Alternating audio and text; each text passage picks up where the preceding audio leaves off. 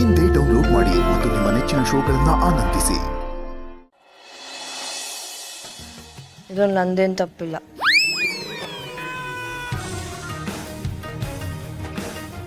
ನಂದು ಏನೂ ತಪ್ಪಿಲ್ಲ.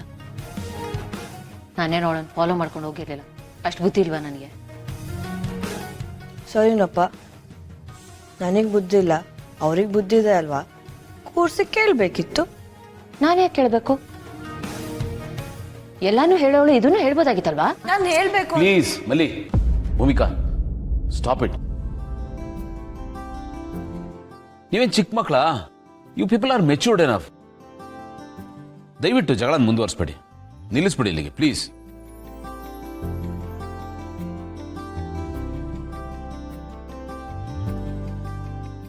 ಸರಿ ಆಯ್ತು, ಸಾರಿ.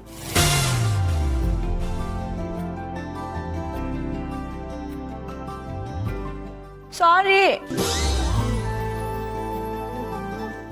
ಸರಿ ಆಯಿತು. I am sorry to.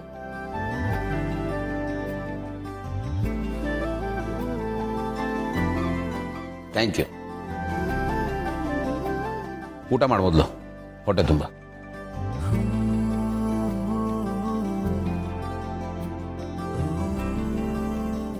ಹೇಳು ಮಲ್ಲಿ, ಯಾರು ಆ ಹುಡುಗ?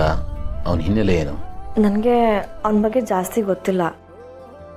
ಒಂದಿನ ಬಸ್ ಸ್ಟಾಪಲ್ಲಿ ಸಿಗ್ದ, ಹಾಗೆ ಪರಿಚಯ ಆಗಿತ್ತು. ಆಮೇಲೆ ನಮ್ಮ ಇನ್ಸ್ಟಿಟ್ಯೂಟಿಗೆ ಜಾಯ್ನ್ ಆಗಿದ್ದ. ನನ್ನ ಜೂನಿಯರ್ ಅವನು.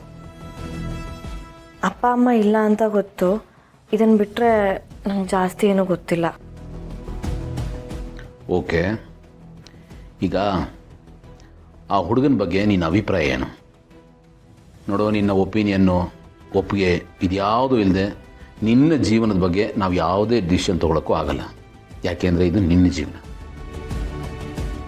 ಸೊ ನೀನು ಕೇಳ್ದೇನೆ ನಾವು ಯಾವುದೇ ನಿರ್ಧಾರ ತೊಗೊಳಕ್ಕಾಗಲ್ಲ.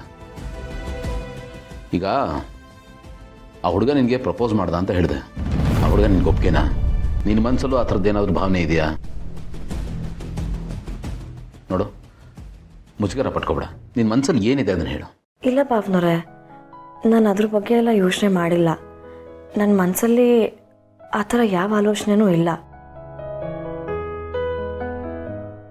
ಅದು ಅಲ್ಲದೆ ನಿಮ್ಮ ಒಪ್ಪಿಗೆ ನನ್ನ ಒಪ್ಪಿಗೆ ಅಂತ ಅಂದ್ಕೊಂಡಿರೋಳು ನಾನು. ಇದನ್ನು ನಾನು ಆ ಹುಡುಗಂಗೂ ಹೇಳಿದ್ದೀನಿ. ನನ್ನ ಅಕ್ಕ ಬಾವ ಏನು ಹೇಳ್ತಾರೋ ಅದನ್ನೇ ಮಾಡ್ತೀನಿ, ಅದನ್ನೇ ಕೇಳ್ತೀನಿ ಅಂತ. ನೀವು ತೋರಿಸ್ದವ್ರನ್ನ ಕಣ್ಣು ಮುಚ್ಕೊಂಡು ಮದುವೆ ಆಗ್ತೀನಿ. ಎಲ್ಲ ನಿಮಗೆ ಬಿಟ್ಟಿರೋದು.